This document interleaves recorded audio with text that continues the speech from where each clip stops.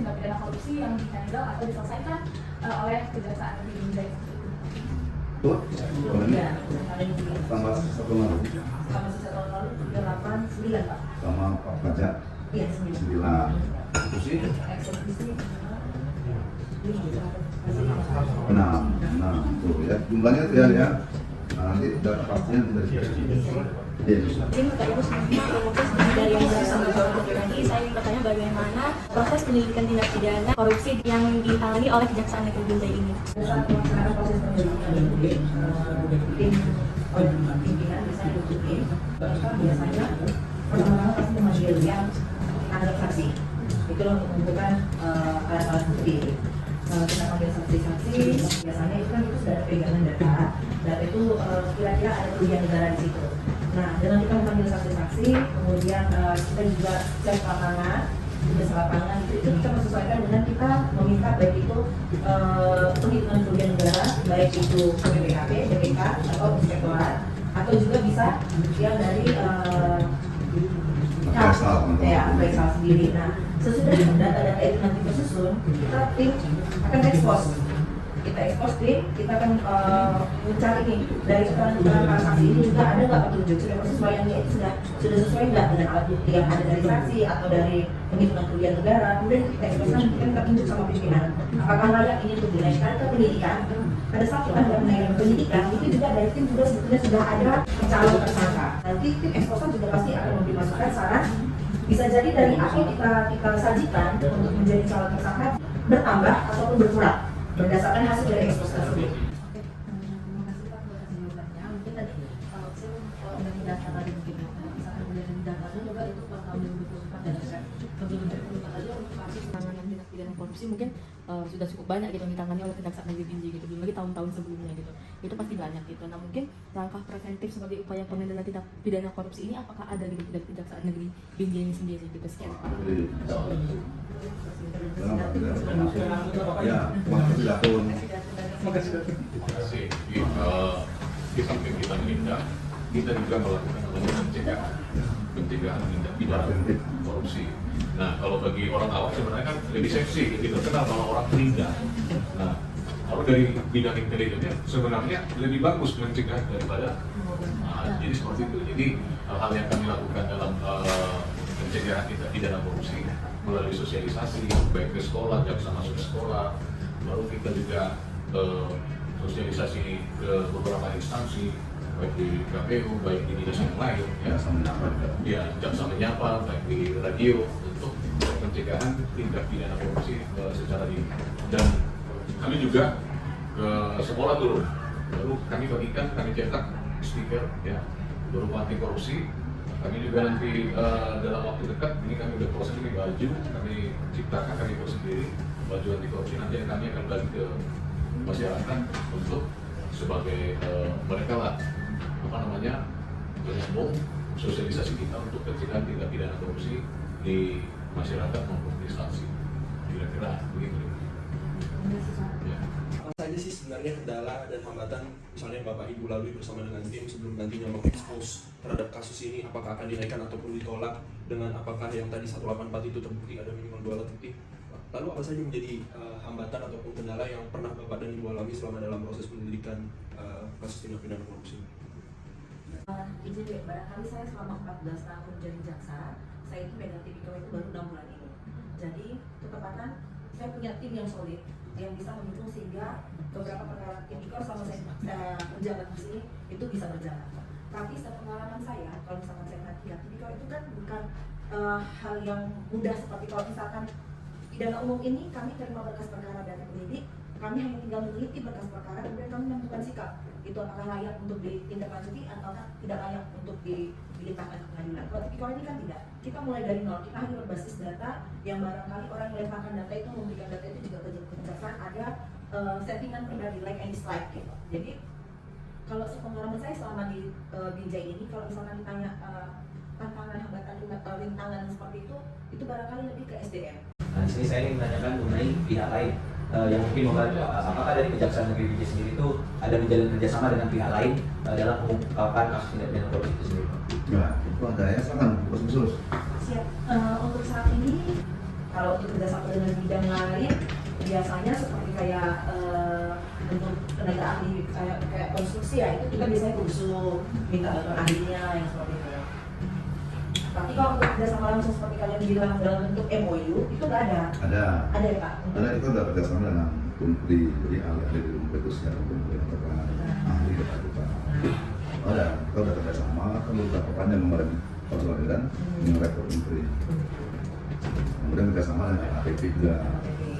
Kita udah APP lembaga kebijakan terkait pengadaan pemerintah. Jadi untuk proses pengadaan barang dan jasa itu kan regulasinya ada di RKPP, termasuk portal-portal untuk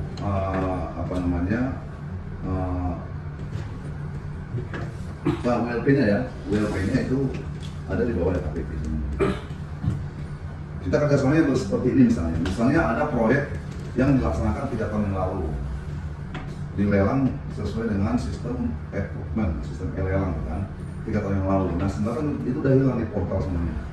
Kita bisa minta password ke LKPP, kemudian kita bisa buka lagi riwayat lelang itu. Sebenarnya kemarin saya lihat dari IG Kejari Binjai bahwa sedang melaksanakan sidang tindak pidana korupsi, Pak. Mungkin Pak sedikit bisa jelaskan bagaimana proses tersebut? Yang sekarang kasus DD. Nah itu kasus DD. Jadi dia itu pada proses perencanaannya ya Pak, pada proses perencanaannya itu terhadap 2 kegiatan. Terhadap 2 kegiatan itu, satu kegiatan dengan anggaran sebesar 300 jutaan. Jadi untuk 2 kegiatan tersebut sekitar 700 sekian juta. Nah, kenapa sih 3 tersangka ini kita tetapkan sebagai tersangka?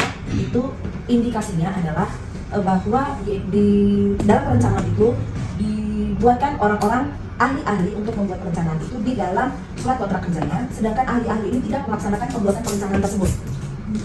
Nah, sehingga bukan terbukti, maksudnya penghitungan kerugian negaranya terhadap orang yang dikerjakan untuk menjadi yang membuat perencanaan tersebut itu hanya dibayarkan sebesar 40 juta terhadap 2 kegiatan tersebut, sehingga dihitungkan kerugian negaranya itu ada sekitar 600 sekian juta. Itulah yang kita naikkan pada tahap penuntutan. Saat ini sudah sampai pemeriksaan saksi-saksi. Sebenarnya itu bagaimana sih peran dari Kejaksaan Negeri BJ dalam melakukan pemulihan aset dari hasil korupsi, Pak? Apakah ada tahapan-tahapannya gitu, Pak, dari pemulihan aset ini terkait dengan kasus-kasus di sini, Pak? Bagaimana? Jadi kalau untuk pemulihan aset, kalau misalnya ada keputusan yang seperti dikatakan dan tadi infravan Dewi siapa ya, itu jaksa penuntut umum itu bisa melakukan 30 hari sesudah putusan itu infravan Dewi. Oke, untuk itu biasanya kami itu melakukan pelacakan aset, baik itu bekerjasama dengan Intel, kita akan bekerjasama dengan instansi-instansi terkait. Kita akan bertanya terhadap nama tersebut, apakah dia memiliki aset, di mana misalkan contoh kita ke BPN, itu kita tanyakan, ke pajak, kemudian ke bank-bank, gitu. Nah, kemudian sesudah nanti ada jawaban dari instansi-instansi terkait itu kami akan koordinasi dengan Kajari, apakah ini kita akan bertanya dulu kepada si terpidana, kita mintakan secara baik-baik atau langsung melaksanakan secara eksekusi. Nah, biasanya kami pasti jaksa penuntut umum itu pasti akan diceritakan pimpinan coba tanya dulu, komunikasi dengan baik dulu, dan itu ke pihak keluarga terpidana ataupun langsung ke terpidananya. Dan ternyata apabila memang tidak dapat dilaksanakan, itu kami akan melaksanakan secara eksekusi. Jika kami pun dari tipikor ada kendala melaksanakan secara eksekusi itu biasanya dapat digunakan ke datul untuk melakukan gugatan, baik itu gugatan nanti Pak Kasih Datul lah yang menjelaskan lebih spesifiknya untuk pemulihan keuangan negara tersebut. Nah, ya, dalam menangani kasus tindak pidana korupsi ini Pak, bagaimana cara Kejaksaan Negeri Binjai menentukan keadilan dalam menentukan terkait tindak pidana korupsi? Itu udah ada SOP-nya gitu. Jadi bukan mau ditangani oleh tim khususnya ada SOP-nya, langkah-langkahnya. Semua format suratnya pun udah diatur. Mau membuat panggilan ada formatnya, mau menang ada formatnya, mau menangkap ada formatnya, semua ada formatnya. Berapa lama pelaksanaan kegiatan itu ada formatnya dan waktunya. Untuk menuntut pun ada tabelnya gitu. Kerugian negara sekian, pengembalian sekian persen, sekian mesti tuntut. Kerugian negara sekian persen pengembaliannya, sekian persen pengembalian sekian. Jadi misalnya pengembalian 100%, kerugian negara sekian ada tabelnya gitu. Udah ada rumusnya, jadi nggak boleh buat itu.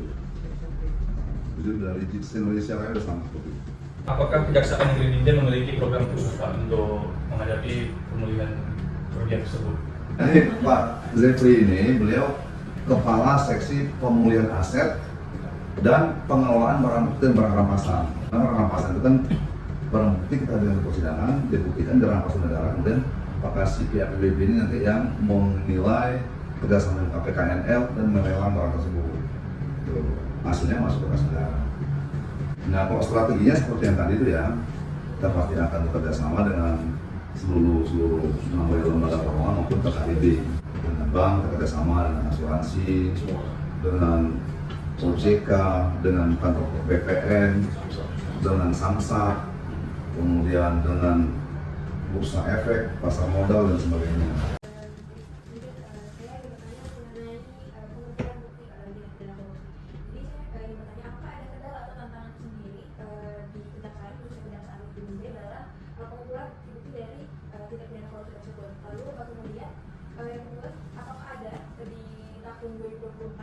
Dalam kasus pidana korupsi yang mengalami kendala tantangan yang mungkin dikatakan sulit untuk dilakukan pengumpulan bukti dalam kasus tersebut. Jadi kalau untuk pengumpulan alat bukti itu kan mulai dari tahap penyelidikan. Ya. Pada saat tahap penyelidikan itu kita itu mulai dari sama seperti yang dijelaskan Pak dari tadi, kita dari mana ya, mulai dari keterangan saksi, itu kan per tahapan kita laksanakan. Jadi untuk di tahun 2024 kalau misalkan ada tanya ada kendala, untuk sementara ini kami jalani belum ada kendala karena seperti yang tadi dijabarkan juga sama Pak Anjari, kejaksaan itu kan banyak kerjasamanya ya, baik itu dengan ini apa sih namanya penyedia ahli seperti BPKP untuk perhitungan kerugian negara, kemudian tenaga ahli dari baik itu universitas. Nah, jadi kalau misalkan ditanyakan kendala pengumpulan alat bukti, sebetulnya untuk sementara ini kami tidak. Lebih banyak kendala kami itu barangkali bagaimana mencari petunjuk sehingga ini layak untuk dinaikkan ke penyidikan dan siapa orang yang akan kita tetapkan sebagai tersangka yang baik dia menguntungkan dirinya sendiri atau menguntungkan orang lain. Tahu adanya kasus korupsi sendiri, itu kan ada pelaporan Pak yang bisa dilakukan oleh masyarakat dan kejaksaan.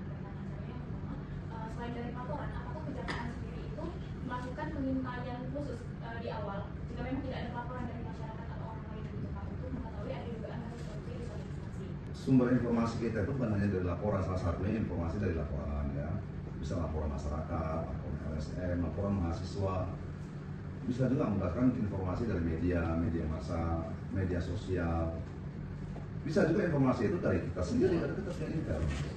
Jadi kita sudah ada mengidentifikasi titik-titik rawan dari seluruh sektor yang bisa membuat kebocoran keuangan negara. Ada beberapa titik rawannya, itu sudah identifikasi itu.